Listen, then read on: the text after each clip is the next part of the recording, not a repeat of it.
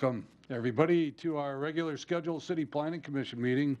Today is Wednesday, October 17th, 2018. I call this meeting to order at 5:16 p.m. We have an agenda. Brennan, I don't think we have any additional handouts at this time? No. Okay. So we just need a motion to approve the agenda as printed. So moved. Second. Motion by Alan, second by Eric, that we approve the agenda as printed. Discussion. All in favor signify by saying aye. Aye. Against, motion carried. Approval of the Planning Commission meetings. We do this just so we could place them on file. So again, we would be looking for a motion to approve the minutes from the last meeting unless you have seen some changes that need to be made or some discussion on those. No, I'll move to approve the minutes. Second. Motion by Tracy, second by Eric, that we approve the Planning Commission minutes from September 12, 2018 meeting. Any discussion? All in favor signify by saying aye. Aye. Against? Motion carried. Under action items, we have a site plan review for Go Right Way and Godfrey Drive. Brennan, you want to set us up here? Sure. Thank you, Mayor, members of the Planning Commission. In your packet this evening, you have the site plan approval review for the Go Right Way bus terminal that is to be located off of Godfrey Drive. A month or two previously, you did see the proposed CSM that will be going to the Common Council next month for approval. This is the follow-up action for the actual site plan review, which identifies, building materials, building location, and then the overall site plan. You have my executive summary in the packet for review.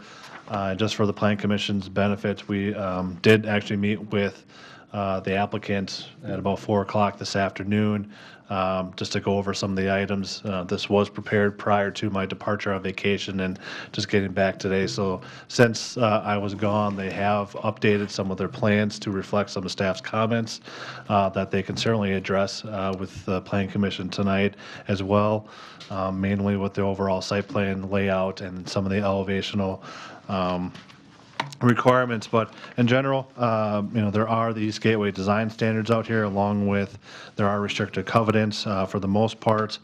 Looking at the existing buildings that are out within the business park area, they conform to the standards that have been placed on other buildings out there.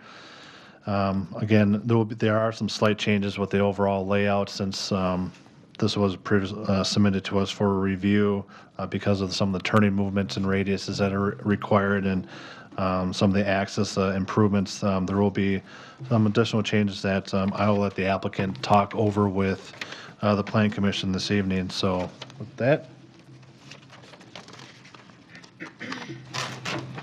We have plans on a board that are updated. We need you at the mic. Would you please introduce yourself, and if you want to walk around and talk, we do have a portable mic, or if you're comfortable either way. That'll probably be easier. Okay. I know the feeling. Well, first of all, my name is Ben Freeland with MSI General. I am the project manager for the project. And this is Tony Zulli. He is the licensed architect for the project. So in response to the executive summary, we have made several changes already on these plans. And meeting with Brennan earlier, we were able to address the rest of them. So with that, we'll get our boards up and we'll talk. Awesome.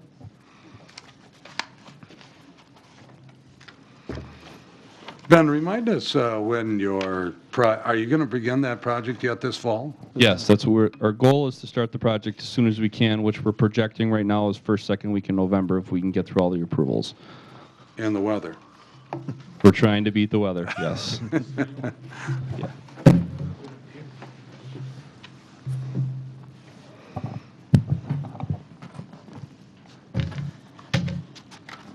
Can you guys? Yep. Yeah, we're good. There, hello. So one of the biggest things that we changed was the pond location. The initial design we had was an assumed location before we really took a look at the existing grades and had a chance to see how the existing grades flow. And this makes a lot more sense to put the infiltration pond back here. So that's where that addresses several of the comments that are already in the engineering and the landscape portion of the executive summary. Also, we talked over, this is going to get adjusted slightly so that we keep this line that Brennan explained to us is important. So we are going to shift this drive around a little bit so we have an in and out to keep the bus traffic safe. But that's another adjustment that we made. We did talk about adding the landscaping to the outside here. What we thought was a reasonable assumption is that we could use, so right now this stretch of landscaping here, we'd prefer to take the the money allocated for here and adjust it and put it over here.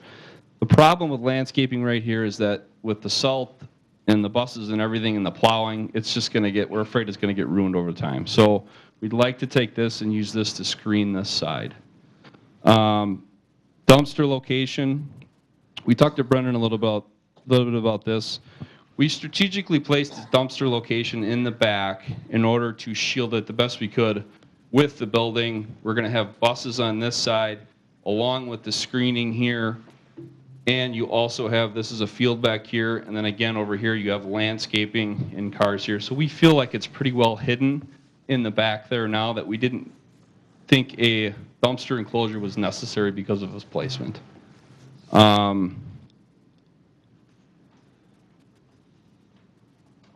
The landscape comments, we did comply with the trees in the front. We're going to make sure that they're shaded trees. This is kind of off the top of my head. No, I mean, and one of the reasons in the executive summary, if you remember, so on the top of the page, which would be the east side of it, with the flipping of the landscape and over there, if you look at the business park and how it has been developed over the last several years, we have some higher intensive uses, which are actually west of it, which Spirit implements and where this proposed project is going to be.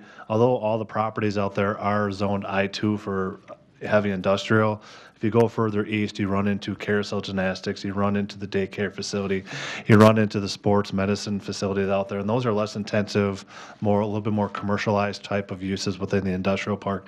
So we were trying to create that buffer zone, basically separating the two types of uses as development would occur further in the industrial park down Godfrey Drive.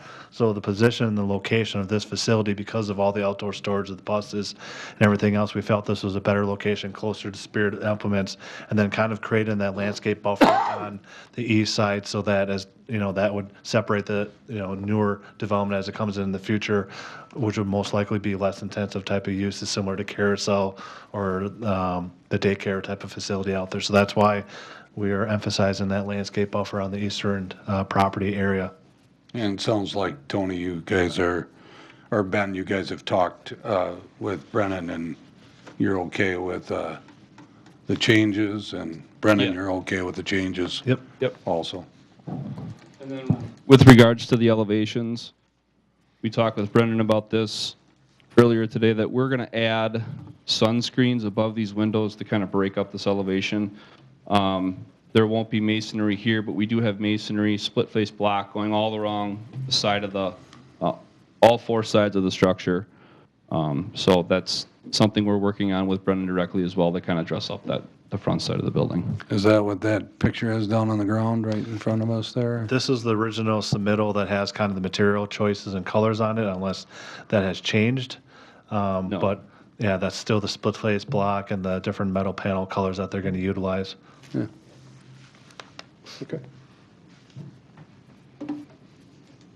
So you've had a chance to read and discuss the summary that's coming from Brennan's office, and with those changes that you have talked about today. I'm glad you guys had an opportunity to meet.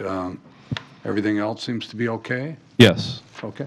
And Brennan, you're We're okay. Again, hopefully with the faith of the Plan Commission, we can certainly get the rest of these items addressed.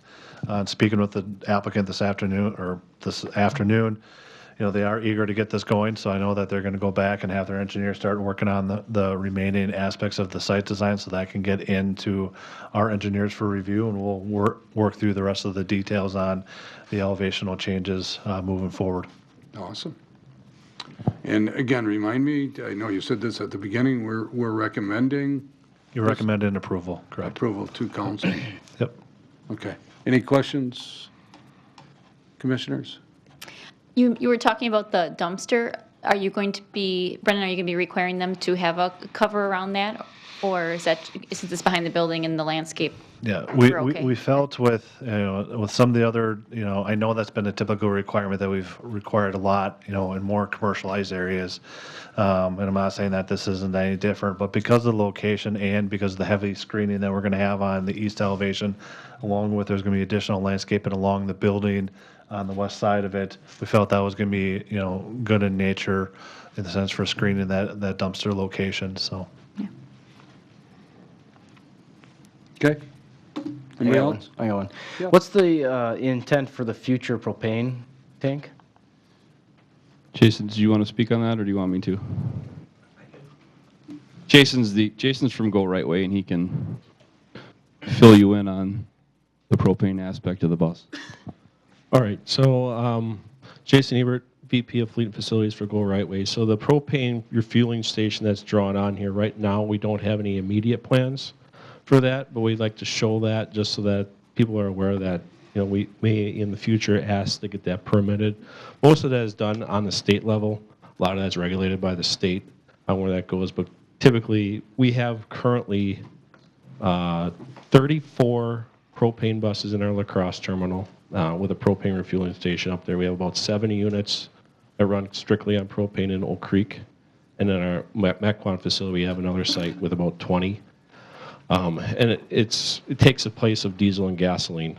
It's an environmentally friendly fuel, so there's a little bit less, I guess, regulation as far as the DNR side because it's non-contaminable to the environment.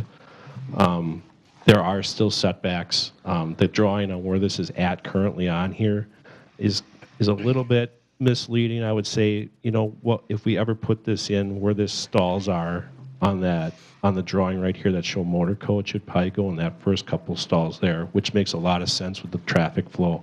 Because as the buses come in off of Godfrey, you're going to come right in and hit the fueling station. And then we're right in the center of the property at that point. So setbacks, requirements, we're away from the building. I think it has to be away from the building about 50 feet. Setbacks from the property line are about 50 feet as well. We don't have any railroad tracks, don't have any overhead lines to worry about. So that's kind of the summary on the propane site. Is that good? Make sense? So it's for your fleet then? Yeah, it's for fueling. Transfer over to a different fuel tank? Yep. Okay. And just for the planning commission's benefit, this will, because South Industrial Drive in Godfrey, I believe right now only has one stop sign, and I believe that's on Industrial Drive. We will be, we're aligning the driveways to basically create almost like a four-way stop, but it's really, the fourth leg is really the driveway. So from a safety standpoint, the buses entering and exiting, and we'll be able to stop along with the other traffic that occurs out there, so. Okay. Any other questions? Eric, Alan? All right, so we are recommending this site plan review to city council at its next meeting. The site plan, you do it here, no city council. Oh, so this is final. We're Yes. approving. Yes, you are approving it, sorry if I. You Do you did. need a motion on that then? Yes. I will make that motion. Okay, we got a motion by Alan, second by Eric, that we approve of the site plan review for Go Right Way on Godfrey Drive. Any further discussion? All in favor signify by saying aye. Aye. Against, motion carried. Good luck. Thank you. Thanks for coming tonight, you guys. Oh,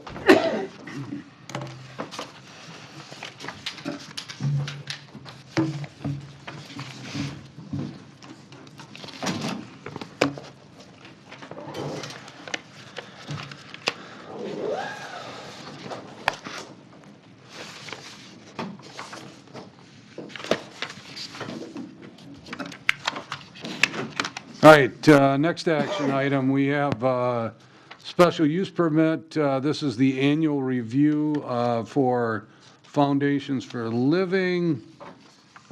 Brennan, again, you want to take this? Sure. Thank you, Mayor. Members of the Planning Commission, in your packet, you have a letter request from Foundations for Living to operate their warming shelter beginning November 1st through April 30th of 2019. The hours of operation are from 8 p.m. to 7 a.m. Very similar in years past, but we do have representatives from Foundations here this evening to just address the Plan Commission and any concerns. We did include in your packet, which was provided to us, provided to me in a separate meeting.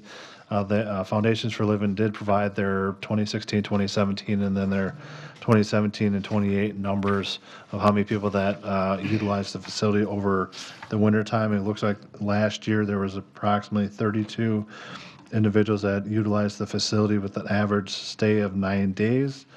But I'll let the representatives just provide a brief overview and have the Plan Commission ask any questions. In your packet as well was the approval from last year highlighted, so it just identifies that this is a yearly review and any of the conditions or comments that were from beforehand. Okay, sounds great. If you would, please just step up to the podium, give your name and address for the record and who you're representing. My name is Darla Ray Amundson, and 3636 Murray Drive, Waupaca, Wisconsin, and I'm representing Foundations for Living. I'm the program director. Okay. Thank you for getting us this data. I appreciate that. Any comments about how it's going for you? One of our goals when we started the warming center, and when all of it started, was the concerns was that people were going to stay there and not move on. They would just come to the warming center and stay for days on end. And our goal has been to get them in, help them find a place to go, and get them to where they're going to go. And you can see in the days stayed here, it's the second column of each one of on the packets. We started at 15 days was the average stay, then it went to 11, and last year was at 9 days. So we've managed to get that number to go down so people aren't living in the warming center. Do you have a goal there? Pardon me? Do you have a goal? I mean, you want it to We be want to reduced, continue to but have that number go down. What number are you looking for? Ideally 0. Yeah, okay. You know, I mean, I would love for us to be for not have to have a warming center. We work really closely with probation and parole in that too, where if somebody is released from jail, they are on probation and they need a place to go. A lot of the long-term ones are people that come out of that and they're staying with us.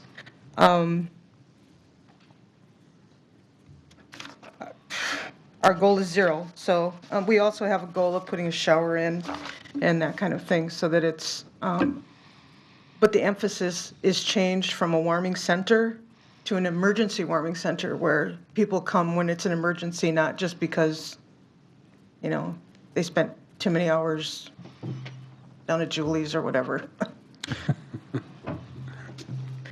Our numbers have constantly gone, I mean, the number of guests, we call the people that have stayed, have gone up, but the length of time that they've stayed has gone down, so. Great.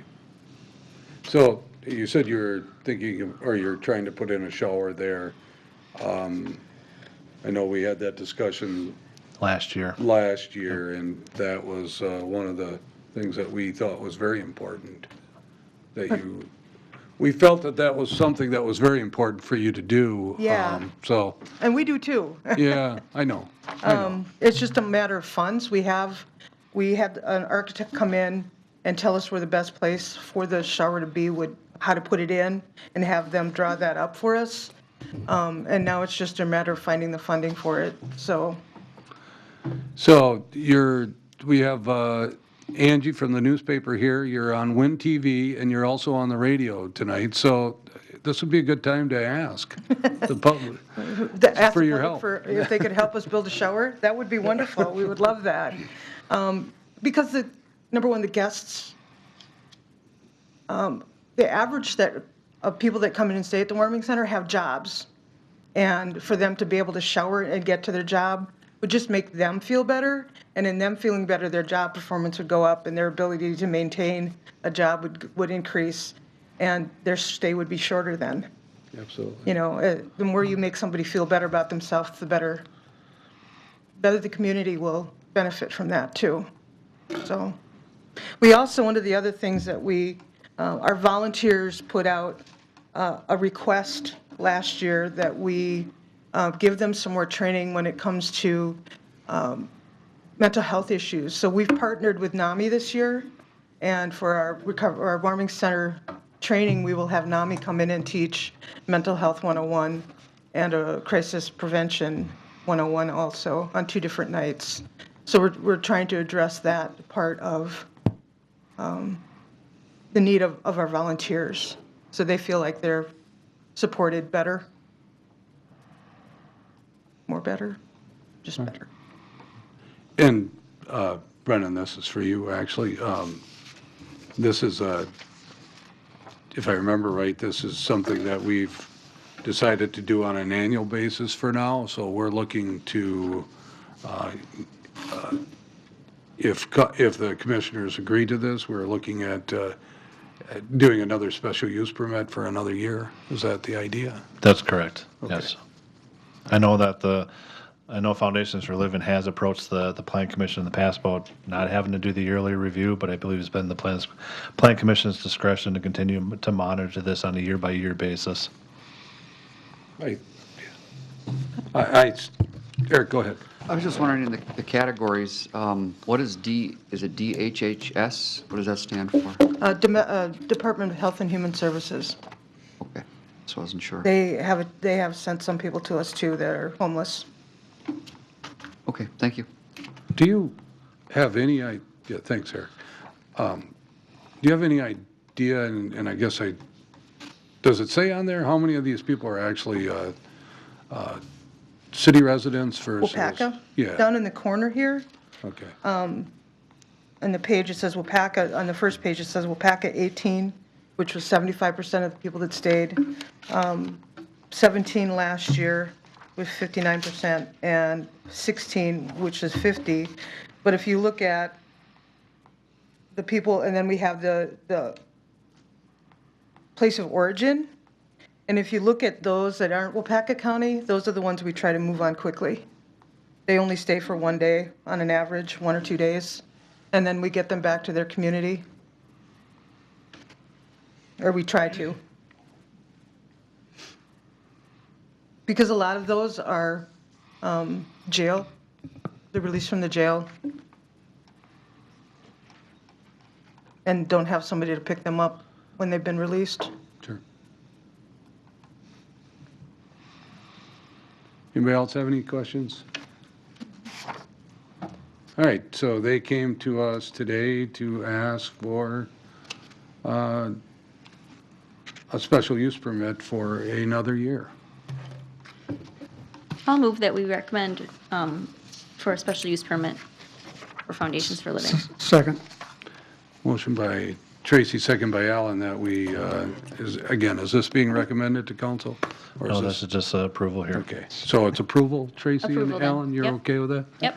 Approval of the special use permit for Foundations for Living. Any further discussion?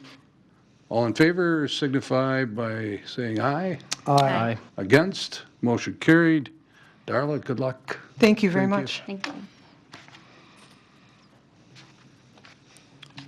All right, next we have just a little bit of discussion, and if we all agree, we could get a motion on this too, but we talked about this at the last meeting, about changing the City Planning Commission meeting from the second Wednesday of the month to the first Wednesday of the month. That fits in better with how we're handling our schedule now than it did in the past. When we went from, I know it's the third Wednesday this month, but because of Brennan's needing a change there, we did agree to change it to the 3rd, but normally it's on the 2nd, so. Anybody have any concerns on that? We did check with Sandy. It does not conflict with any other meetings that would be scheduled on that night, so we are clear of that. Great. Yeah, let's make a motion.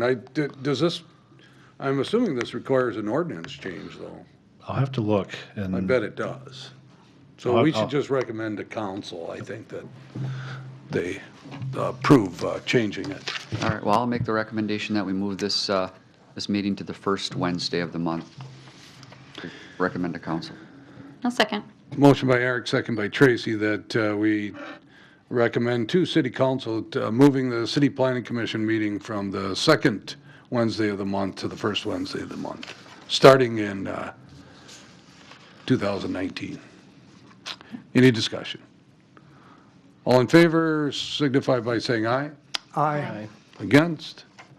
Motion carried. Okay, under discussion items, okay, so these are not motionable items here, but we have, I see Paul Hagan is here representing the airport board as well as Beth, our FBO there. So you want to set it up or do you want them to just? Go ahead. Okay. Yeah. I'll be brief on this. As many of you are aware, we did have an airplane hangar that was approved a couple months ago out at the airport board, but I believe because of that project and the challenges that are out there, because it is a private hangar, again, there was some discussion about having some bathroom facilities, and it's taken some time to get through the process. It was a concern of the airport board about the design standards that are required for those type of facilities. So it was, I attended the last airport board meeting a couple weeks ago, and it was recommended that they come and address the plan commission this evening regarding the standards that are out there for not only the commercial but for the private ones. I believe that they really just want to address the private ones or private hangars out there, but it could become a larger issue. Underneath, the airport is governed by the East Gateway design standards, and they were actually derived from some of the standards that were out at the airport when they first started, prior to even the East Gateway design standards. So just kind of giving some background information on that some of the standards that are in here are from there, but also they do follow some of the original covenants we had out in the business park, which then converted to the East Gateway design standards. So there's been a litany of different standards been created over the years. And the airport board wanted to come address the plan commission this evening about possible modifications. Okay. Sounds good. Beth?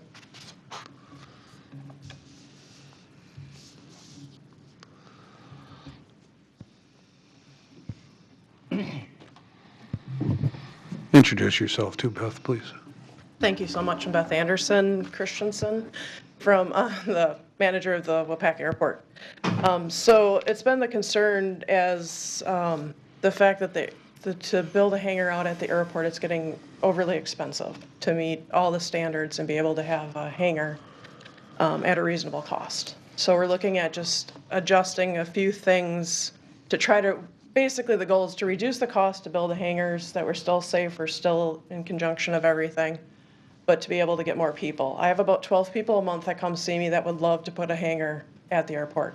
But when you tell them the cost, they shake their head and, yeah, I can't afford to do that. So we're looking at seeing whatever we can do to make changes so we can get that cost down, so we can get the airport basically able to support itself.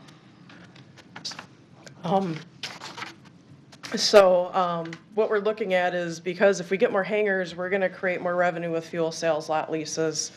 We're going to be able to increase that tax revenue for the city.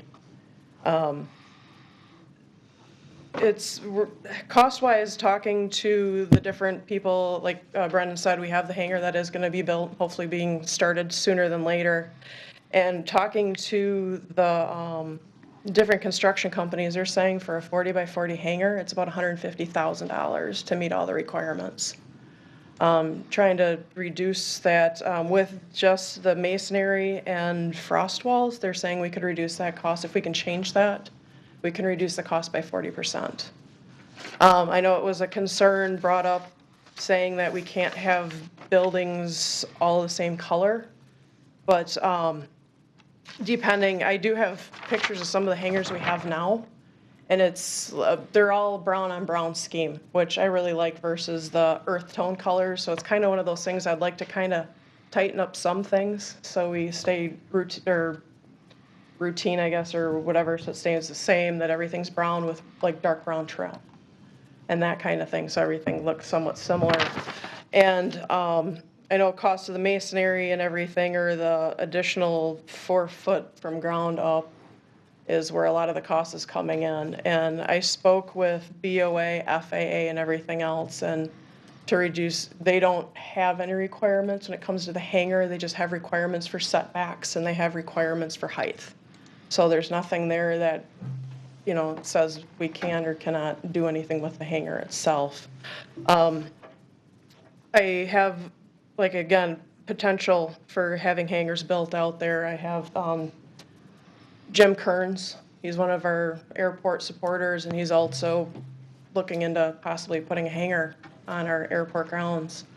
But again, when we look at the numbers and everything, it's not feasible to build a hangar at our airport when we have so many other airports closer to us, not as great amenities as we have, but it's a lot cheaper to be able to get storage for your aircraft. So I guess I'm looking for some way to reduce the cost. What are you recommending? I would like to, I have it here. I'd like to make the adjustments being if we can change it from all hangars to be brown with the brown accents or the darker brown accents to matching the existing hangars, and exclude the earth tones with other accents. So it kind of, to get rid of slight change with that East Gateway rule. I'd also like to have the face brick, stone glass, or precast concrete panels of similar materials to be either eliminated or to be optional for the residential hangars. And again, and the other option was everything facing Highway 10, just to have the masonry or the accents or whatever you want to call them facing the highway. So as you're coming in and out of the city, that's what you see. Now, when you get to your hangars by 40 by 40, and I don't know if y'all can see, because I'm sorry, it's a small picture, but the door takes up the whole front. There's this much on each side of the door, you know, a few inches. There's not really a lot to be able to decorate that if that hangar is facing the highway. But they do have like the darker trim around the edges to break up the coloring, so it's not all the same. So, and it'll bring down cost, and it still has some kind of value to it. The only problem is being an airport, we can't say, well, you can put trees and bushes and everything around your, you know, we're trying to eliminate animals, we're trying to eliminate any potential hazards for aircraft, so we're kind of stuck when it comes to the landscaping part of it. So You're still going on your list? Okay. No. You also were talking about the frost wall. You wanted to eliminate that?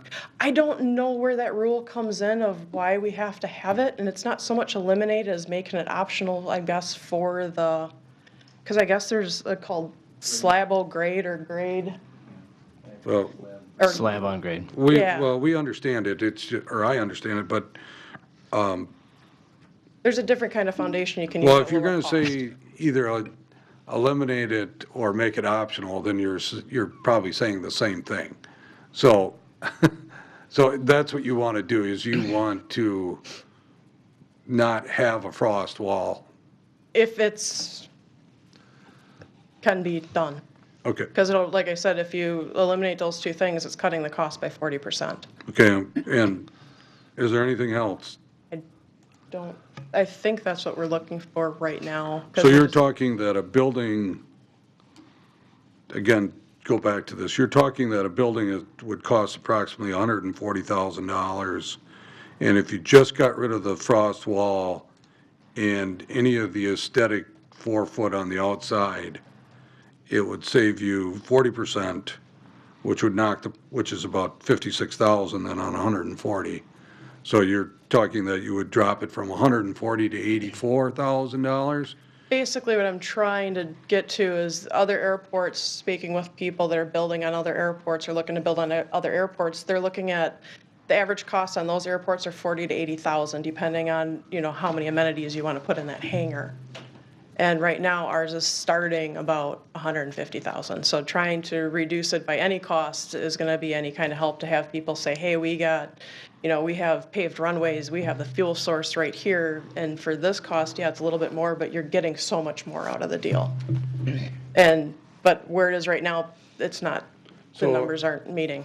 You're comparing our airport to what airports? There's several airports that are around us, Like, and not Stevens Point.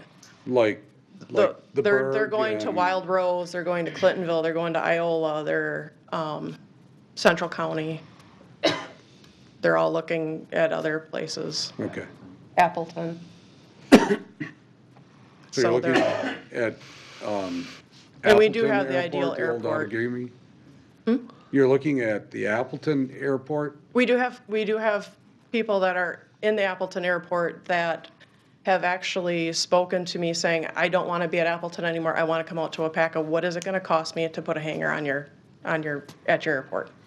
Okay. And I tell him what I found out from the contractors, and they go and do the research, and they're like, yeah, you weren't kidding. Yeah, I can't, no. So you've had 10 to 12 people that you said that have shown interest in this. Have you contacted Brennan to discuss the building of these? I've spoken to him about, I mean, have they met? the East Gateway rules, what we can do, that kind of stuff, but it's just not been Have they met? official. Have they met with him? Not that I'm aware of. Okay, all right. Brennan, comments on what they're looking for? On the surface, I think there's some benefits of why we have the 3 or 4 foot around there. I mean, actually, we were just talking about it with the developer earlier, so we were looking at options of, the metal going all the way down to the bottom, but, that becomes a potential maintenance issue, could rust, could, get damaged a lot easier if you don't have that foundational wall going all the way around or that masonry going all the way around to protect it. That the frost wall, Justin, correct me if I'm wrong, from a construction, that typically would only be if you're putting in basically a 3 or 4 foot solid wall going all the way around and then putting the metal building on top of that then. That's what I was going to ask you, is why the frost wall was being required, because you'd only need that if you were doing like the common brick or the common block. Here, the standard showing you can get away with, or not get away with, but you were prohibited to do the common brick, common block, and is recommending like the veneer base or the paneling, concrete paneling. So you wouldn't need a frost wall for that. And Beth, correct me if I'm wrong, do most or all these, are they asphalted or concrete paved on the inside? A lot of the hangars are concrete paved, and from what I understand, it's basically that slab grade or Slab on grade. slab on grade. It's a float-in That have slab, been- basically.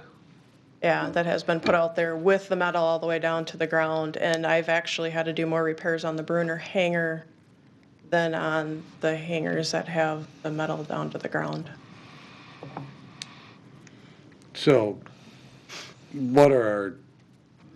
so the frost wall sounds like it's a non-issue, quite honestly. It's not a requirement unless, It depends on what type of construction method the individual plans to construct. If they plan to do a 3 or 4 foot wall, 18 inches thick, you're going to need the frost wall because it's just like a regular house or anything else. but we don't require that. No. Again, we typically we require 3 feet of brick or stone around, and most to all contractors have typically done more of a face brick where it gets installed after the fact. Okay. Does that make sense, Beth? I mean, so I think there's a misunderstanding by the airport board of what's required, first of all. Well, when, to bring it back to the hangar that's gonna be being built, they were told they had to have the frost wall. I never, Because, no, I'm telling you what Ken Mortensen from Pino told me, is that it would have been a lot better to do the slab on grade, and he doesn't understand why he had to do the frost wall. And that's not why we're coming to planning commission now, because it's just, we know that people want to build hangars and they're not getting built. So, due to the cost, so we'd like to reduce the cost. But and that's how, the only reason I knew there was even frost walls, because he was explaining, he said, I don't understand why we have to do frost walls when we could do slab on grade. It seems to me like what's happening here, Beth, is you're trying to monitor what's required for these where we have a building inspector and an economic development department that should be handling this.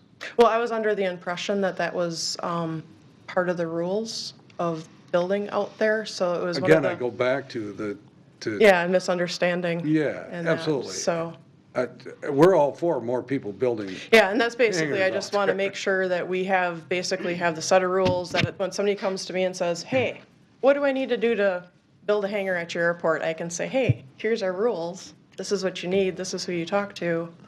Yeah. But bring it back, the 3 foot is still required right now. That's the East Gateway design standard.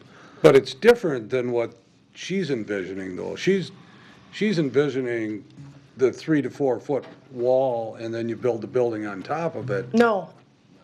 No, it's the 4 foot from the ground up attached to the building is what is required now. Well, you from what I talked about understand. frost walls, and then you talked about, Yeah, it's, the veneer no, on I'm the saying that outside. the two main costs that for building a hangar right now was the frost walls, which I was told was required. Because like I said, I talked to the contractors that were working on this project, because not a lot of people build hangars, so it's really hard to find people to say, hey.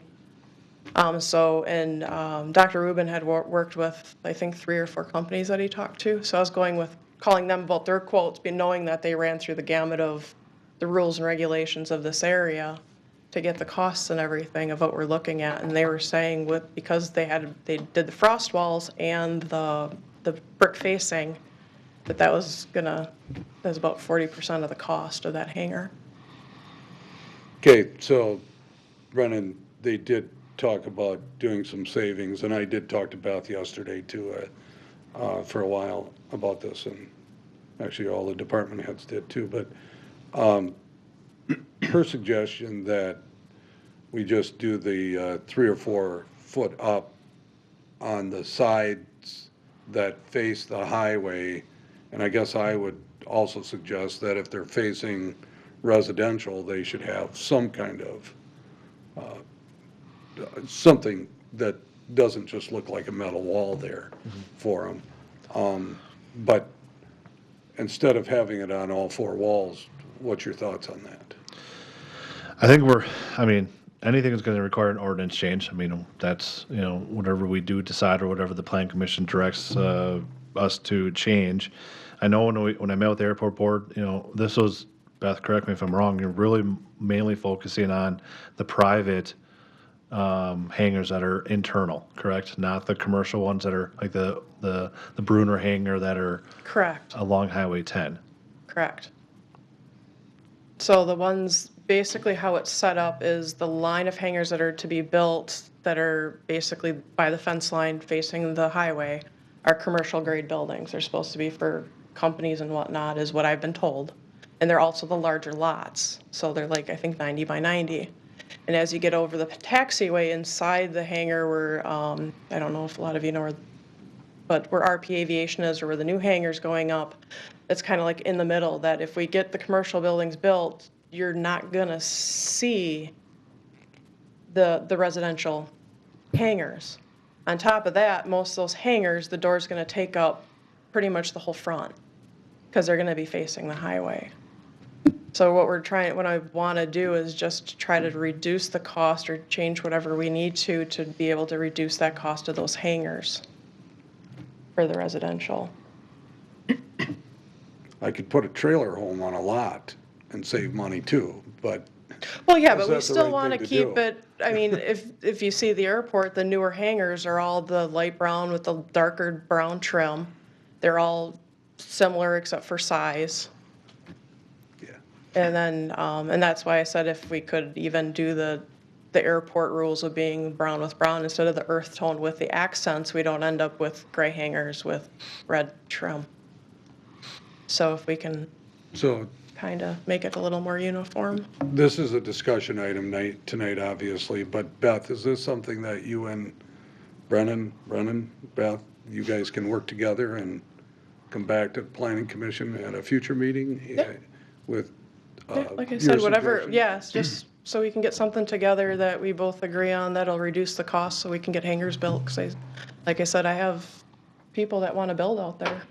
It's just, the cost is a little too high. I've argued in the past that if I wanted to put up a detached garage on my property, I would much prefer to match the vinyl siding on my house rather than have a masonry bottom of it and be out of character. And I think the requirement here was really more driven by aesthetics than it is by rust issues. So I really don't see a need, especially in an area like the airport, that we have to have masonry walls, a veneer masonry wall. That to me just adds to the expense and really doesn't add anything to the structure.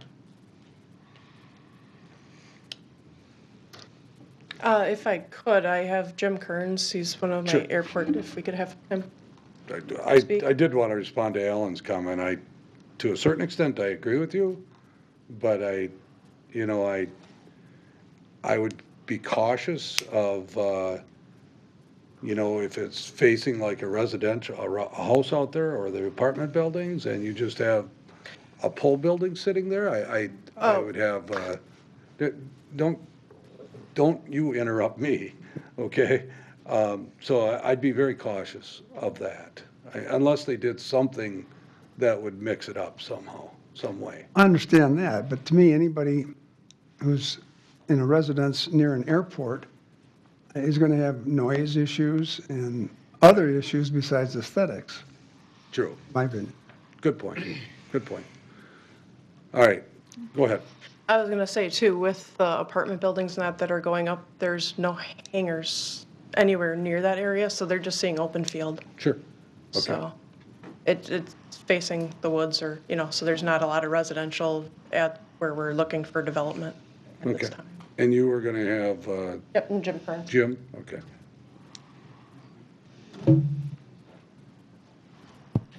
Hi, Jim Kearns. I am a resident of the town of Muckwad. I recognize a few of you from other meetings. I happen to be the chair of, remember running into me at any different meetings. I have a You're private the runway. chairman of the town of Muckawa? Yeah. Does that little building on the other side have a building permit on it right before you get to the swamp? No. Okay, just wondering. You're talking about the old Muckwell Motel, right? Yeah. Yeah. The guy that owned that died, and I don't know what'll happen with that long term. It was kind of a running joke for a while. Anyway. Well, it still is. Yeah. I just am here really to inquire.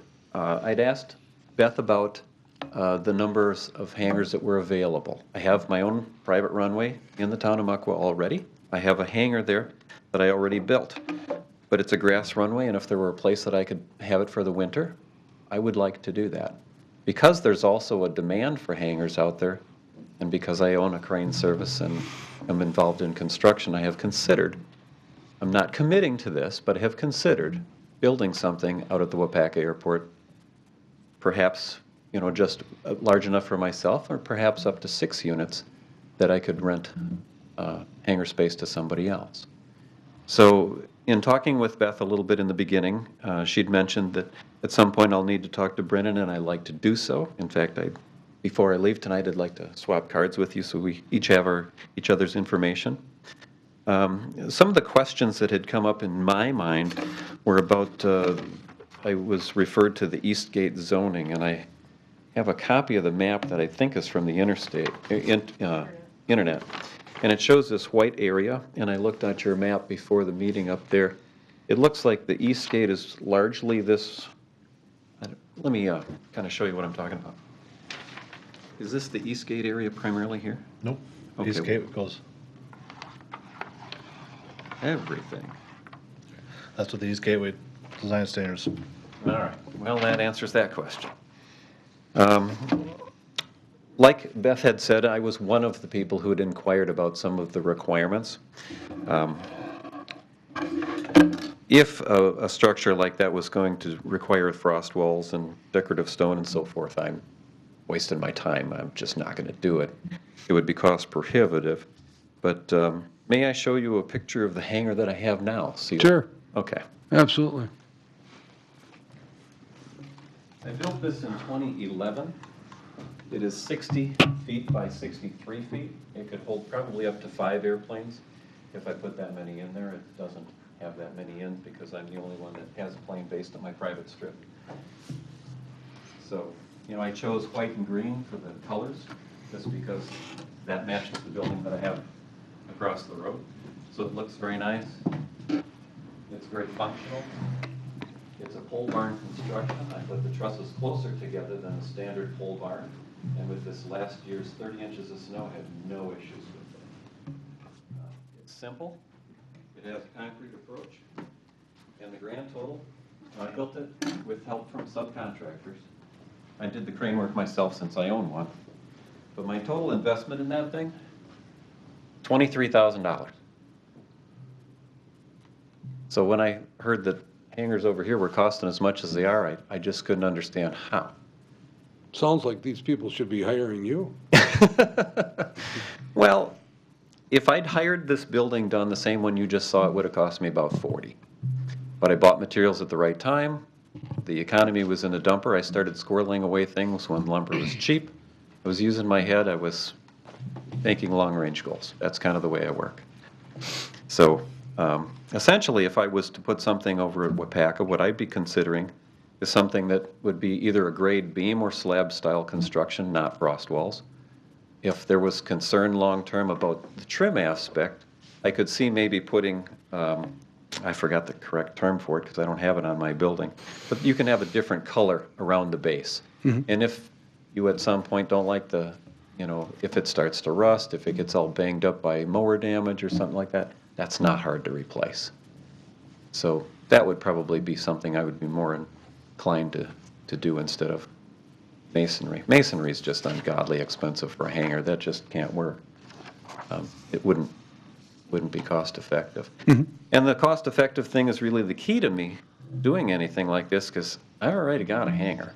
This doesn't work economically. I'm just not coming to play here. So anyway, and if you have any questions for me, I'd be happy to answer them.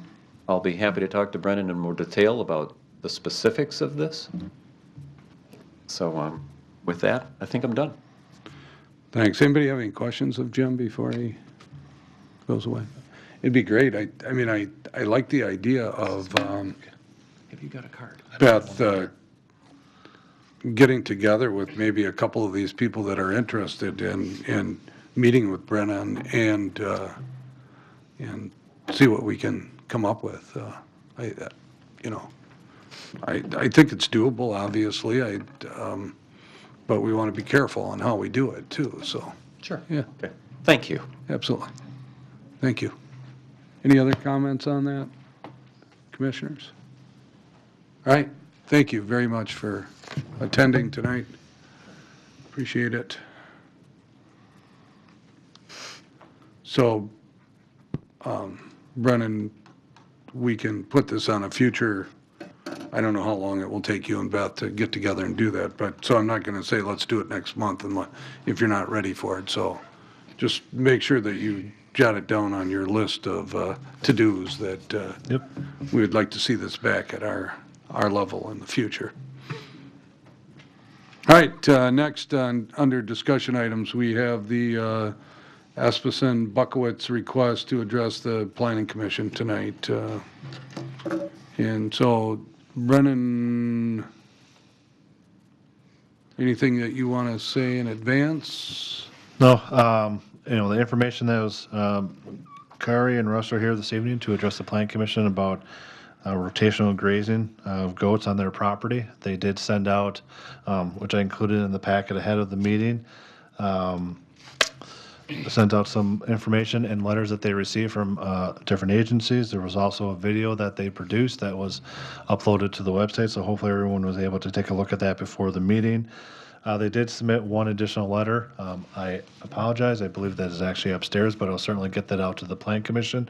It was another letter in support of changes, or proposed changes to the city ordinances to allow this. And with that, I think we should let them address the planning commission. All right. Russ, you're first up. So if you would, just, or whatever, all three of you, or however you guys decide to do it, yeah. Our daughter Hannah's got a few things just to hand out too, is that okay? Yeah, absolutely. Hi, thanks for allowing us to speak. My name's Russ Buckwitz, 124 East Lake Street, Waupaca. Hopefully you've had a chance to look at the video and review the letters of recommendation. As Brandon said, the other letter comes from a forestry professor in Stevens Point. It's in support of utilizing goats for grazing. What we've done, we've looked at, we've been working out of the property to try and reduce the amount of invasives that are there. There's a huge amount of barberry. We've done some spraying work. We're working with NRCS to do that. But long term, what we're really looking to do is to do more of a sustainable model. And what we propose is to be able to use both goats and horses for some small-scale rotational co-grazing to do sustainable management of the invasive species that are out there, and also to use this as a demonstration for sustainable urban agriculture. Our proposals pulled from multiple municipal provisions for urban agriculture that includes cities like Seattle and Pittsburgh, but also there's stuff from like New Berlin, Wisconsin. There's several cities in Wisconsin that allow this already. What we'd hope to do is to be able to, our target right now would be to use 9 goats, up to 9 goats and 2 horses out there. But that, you know, we may want to basically use a rent-a-goat organization where we would bring in like 30 goats to intensively graze an area to really reduce the invasives there. But that would be more of a short-term thing to do to get things under control, get things down, and then use a smaller number of animals to try and maintain things. So what like I said, we'd like to use up to 9 goats, 2 horses. There would be a shelter that would be provided that would be at least 50 feet from a property line, kept clean, be free of any foul odor. If there are food sources that are out there that we need, that will keep them in rodent-proof containers so that we're not attracting rats. Livestock will be securely confined in an enclosed area to prevent them from getting out and creating havoc. We'll provide a shelter for windbreak and also for shade for the livestock, and that our stocking rates would be well within keeping of the Wisconsin Department of Ag, Trade, and Consumer Protection with regards to water quality. Our proposed 9 goats and 2 horses is about 5% of what would be allowable on the site. So, I just want to add those forms are in your packet. yeah, there's. I would also, I understand that it's possible to keep bees in the city, in the residential area. I guess I'm not sure what's allowable or not allowable in the heavy industrial area, but to also consider the possibility of keeping a small number of hives out there to help promote pollination of some of the prairie species and keep that going. Partly the reason for the mixture of the goats and the horses, the goats are going to focus much more on the woody species. So the barberry, the buckthorn, some of those things that we have out there. The horses would be more for grazing of grassy areas, because they won't eat that other stuff. But the idea being that we can maintain some of the grassy prairie areas without having to utilize burning as a means of promoting the prairie, that we could use substitute horses and grazing. We'd much rather do that than burn if we can help that. So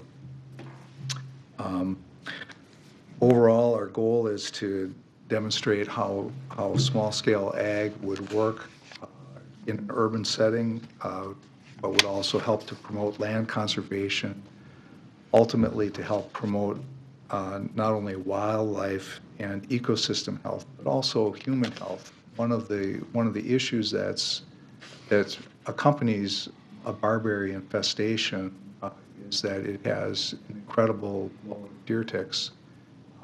The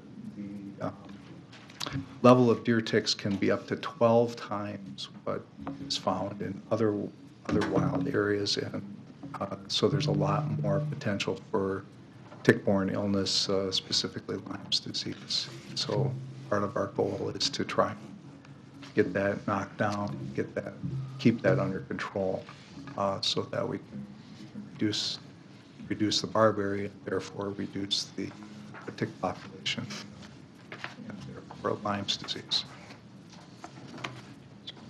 All right. I just wanted to add that we are doing chemical treatment out there, but over the long haul, our goal is to try and achieve an organic standard of practice out there. We also have a hobby farm north of Ogdensburg, which was referenced in the video, where we've been doing sustainable organic farming for 28 years. And my husband's a family practice physician who cares for people from birth to death in the community.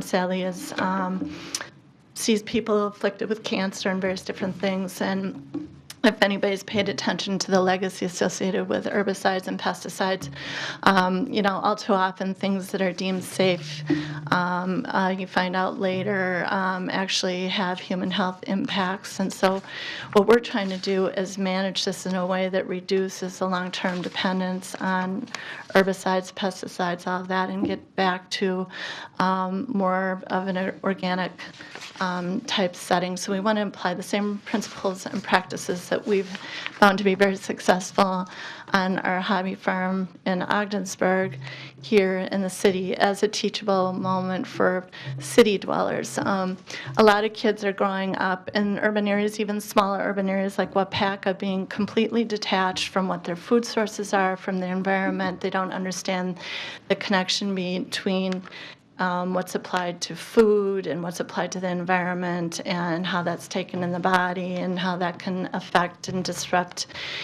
growth or contribute to cancer or other neurologic problems down the line. And so we're trying to bring all these things together. We're trying to bring human health, wildlife health, ecosystem health all together in a very progressive, sustainable, organic fashion. And that's why we're turning to a time-tested alternative, which is using animals, which humans use for centuries, to control brush and all these things. It's interesting, we just returned from out west where wildfires have been in abundance, and what they're actually doing is using goats now because of fire suppression activities and removing a lot of grazing from the land. You've got this build-up of woody debris and woodlands and stuff, and they're finding that this is actually contributing to a lot of the wildfires that are happening. And so they're actually bringing grazers back in to try and cut back on all of that. And we respect fire, which is also why we don't really want to use it in an urban setting. We're even tentative about using it up at our farm, and we've really seen the value of using animals in lieu of that, in lieu of chemicals and all of that. And Again, the horses and the goats we found work really well together because they have preferences for different things. Goats will also eat poison ivy. The horses won't eat that, but they'll eat invasive species of grass that can exterminate the prairie species that we just planted out there. So they work kind of in tandem with one another. And the other thing is that people enjoy seeing these animals. Waupaca has a long, we're a small community, long bucolic history tied with the land. There are people that participate in 4-H and all that. It's part of our history, and to celebrate that in a positive way and help to educate people about how you can have a marriage of these things. And we feel our property is uniquely situated because it forms the northeastern boundary with the town of Waupaca. Across the street is all ag land, hundreds of acres of land where there are no prohibitions against any kind of animal. You could put as many animals right across the street from us as you want. We're offering a very, very conservative number and figure. And our closest neighbor, they're supportive. They wrote one of the letters of support. We have partner agencies. The Natural Resource Conservation Service is very excited about what we're doing there because they like to take landowners out and show them these practices, and they love the fact that we're really close to their office. They don't have to run people way up to northern Waupaca County to show them a demonstration site, and we're offering our property as a demonstration site for other people to learn. So it's continuing the educational mission that we've always had for it and using the unique location and visibility of the site because it immediately joins the ag with the urban setting, showing how you can bring all these things together and actually be aesthetically beautiful in an industrial site. We've got the foundry right away, but this property buffers that. It's beautiful. The woodlands are beautiful. We want them to stay beautiful. The grasslands are, it's one of the major entrance points into the city. There's more and more traffic coming in there, and to have it be aesthetically pleasing, viable over the long haul, and then also place it marriages, human, wildlife, and environmental health. That puts us on the forefront of where society is moving, which is trying to be sustainable. And so, does anybody have any questions? You've told us how good all of this stuff is, Kari Yeah. and Russ, but you haven't told us what you want from us. Oh, this is our proposal. We would like to have, you should have it in hand. We are requesting some type of zoning modification. Originally, we had approached Brendan about having a change to agricultural designation from heavy industrial. He was reluctant to do that. So what we looked at is in a variety of different places, they actually allow animal husbandry in residential, ag, commercial, industrial. They just have provisions to make sure that it's compatible. Chicago, ironically, is like the most lax. Say, as long as you don't slaughter, you can have goats, you can have chickens, you can have them anywhere. They don't have any, which is kind of funny. But what we're requesting is, at this point at least, the capacity to have the equivalent of 9 goats and 2 horses on the site. So a variance to the ordinances, or to the zoning is what you're asking Yes, for. and at this point, we're actually comfortable with staying with the heavy industrial designation. Generally, industrial is one of the more permissive of uses, actually, with zoning, because, the foundry's just over there. You do have some smell. You've got noise. You got all those things. This is going to pale in comparison to that. So it's, we're amenable to talking about options, but, we're comfortable staying with a heavy industrial zoning if we could have some type of variance that would allow for it, like there are other variances for other things. So that's what we're proposing. Go ahead. Like I said, I guess in addition to that, if if there could be some provision that would allow for a temporary increase, that we needed to, like I said. You have to use a microphone. I'm sorry, I was. Sorry. Thank you.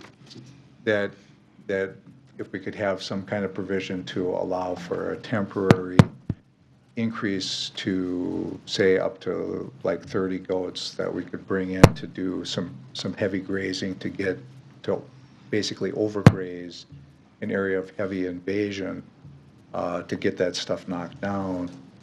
And then, because we're not gonna own 30 goats.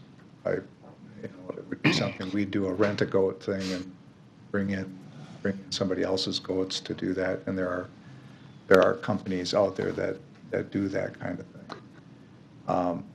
So if we could do that, and then the other thing that I had mentioned before is if there would be some provision for allowing the potential for some bees to be out there for pollination. That's not a huge thing, but if we could do that, that would be great. I do have a couple more questions, if I may. One for you, Brennan. Why would we not want to zone this agricultural?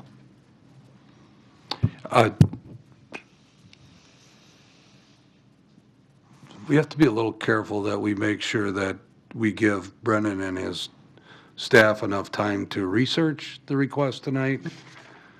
So, I mean, that question's probably fair, but I just want to make sure that we don't dive into things that have to do with our ordinance and our zoning when they really haven't had the opportunity to do the research on it, so. Okay, I understand. Yeah, okay. So I don't know, if you feel comfortable answering it, that would be fine. To answer that question, I mean, typically planning practice, you don't downzone properties. I mean, agricultural land in any municipality is, I mean, unless it's an active farm where you're making your income and you're living off of farming, that's the only time the agriculture is typically permitted for zoning. To downzone it all the way to ag, I mean, would not be the best case scenario, and it's typically prohibited for most planning practices to downgrade it to ag. So as I had previously mentioned beforehand, I don't want to use the word variance either.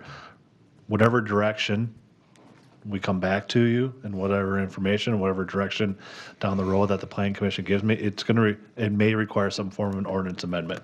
If ultimately the planning commission and the common council decide to take up the discussion further and, direct staff to permit this. So I'm just giving that out there. Variance is a completely different word that I don't want to use, so. I'm not sure exactly the word. I was just going to say, one thing, I did talk with the director of the Center of Land Use Planning, Anna Haynes, about this. She's out of UW Stevens Point. And she told me that the downzoning issue comes into play because it's actually a protection for landowners, so that government can't actually devalue their land. And that's why there's been somewhat of a tendency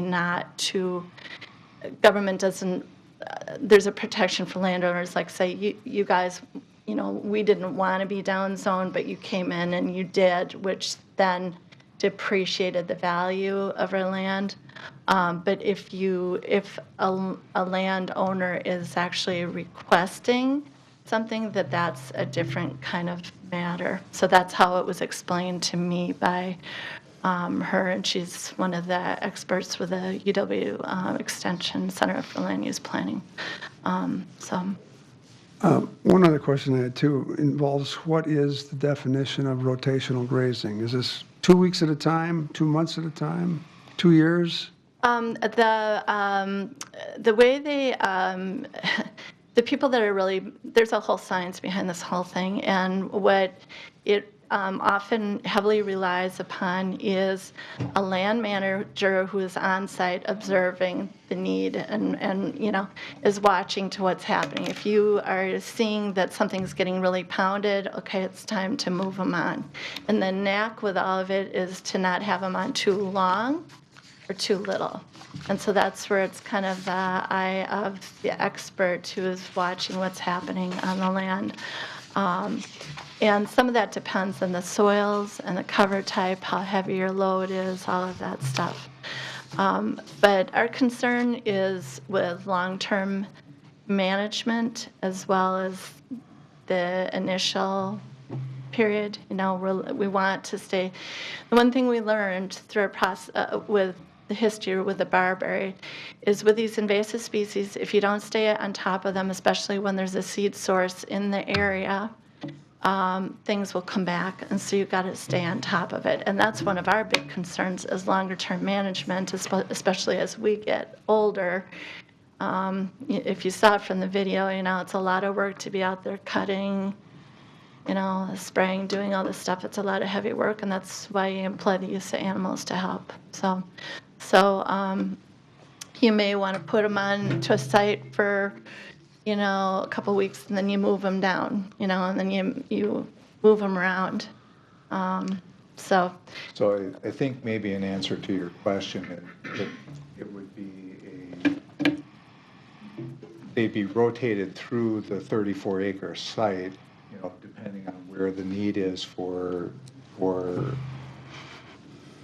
that particular time period, which it might be a few weeks for this particular, say, 1 acre area. I'm throwing that out. But that you're gonna end up moving them around, and that, you know, come the next season, you're probably bringing them back through again, so that it's not like they're gonna be there for a year and then they're gone, kind of thing. That this is more of that. I understand, but I would not want to see a permanent herd either. I don't think that would be appropriate. If it's rotational grazing, if you're going to establish a permanent herd on the premises, I don't know if that's appropriate. well, again, we're looking for long-term management, and I guess what I would ask is that you do, you know, that there's some research looking into how this is working in other places, and you know, the success that they are having in different places. So we can talk about that. But I did a search. I think I found at least 25 communities around the country that are doing this. Seattle, San Diego, San Francisco, Eugene, Missoula, Charlottesville, Pasadena. I can go through a whole long list. Yeah. It's on the list. So, yeah. Commissioners, any comments? Okay, let me ask you this. So this was a presentation tonight. Is there an interest for city planning commissioners to have Brennan look into this and see if this is something that we would like to see or that's viable in our community? I would like to see it looked into, yes. Yep. Okay. So, Brennan, you got your marching rules here, so let's see what we can do.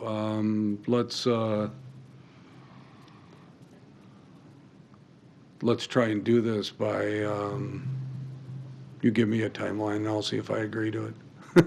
I was going to say, get something back to the Plan Commission within the next 45 to 60 days. Okay, so by the end of the year? Yeah. Okay. That sounds great, and we're happy to help with whatever. It just would be nice if we were able to get this going to start with the next growing season, so. Okay. So. Awesome. Okay, thanks so much for your time. Thank you. Mayor, hold on, Carrie. Olivia here, my intern, does have one question to ask you just to help us. Go ahead. Yeah. Did you, I saw in the Wisconsin DNR letter of support that they reviewed your stewardship plan. Do you have a copy of that with you? I have it right here, yep, actually. Can I have a copy of that? You'd have to make it. It's quite extensive. Okay. Yeah. Do you want to take it upstairs and do it now, or how do you want to do it? All I have, I've got the full plan. DNR also has a copy of it. Yeah. And Carrie, can I get a copy of what was handed out so I know what you're asking for? Here, you can have mine. Thank you, Mayor. Yep. Okay. Thanks so much. Yep. Have a great night. Okay. All right, under reports, we have the building permits and the development update. Brennan? I'll keep it short since I was gone for about 2 weeks. Development's moving along well. Our pond project is under construction, working diligently with the developer out in East Gateway to get the pond constructed so they can continue building on their site. As you can see, there is the construction for the Dollar General is going up right now. Have been working with them on their monument sign along with a clarification on some of their build materials to make sure that the metal is going in the right direction. But so far, so good. If everyone doesn't know, H.H. Hinder is open along with 22 Lakes. So I've heard great reviews on both of those thus far. I think those are definitely two positive projects in the community, and we are currently working right now. Justin had a project information meeting with as part of the DOT process last week for Main Street. Was attended by about 50 people, I believe, and we're currently working with the Danes Hall representatives, kind of on a joint venture right now, a joint partnership with their outdoor work and some of the plaza space as well. So, All right, any questions? Anything you see out there that you have a question of Brennan, this is the time to ask? It looks good. All right, great. It looks like we have, need a motion to convene into closed session. I move that we move into closed session. A second. Motion by Keelan, second by Tracy Barron, that we move, motion to convene into closed session in accordance with Wisconsin State Statutes 19.85, Parent 1, Parent E, as it is concerns the deliberating or negotiating the purchasing of public properties, the investing in public funds, or conducting other specified public business whenever competitive or bargaining reasons require a closed session. All in favor, signify by saying aye. Aye. Against? Motion carried.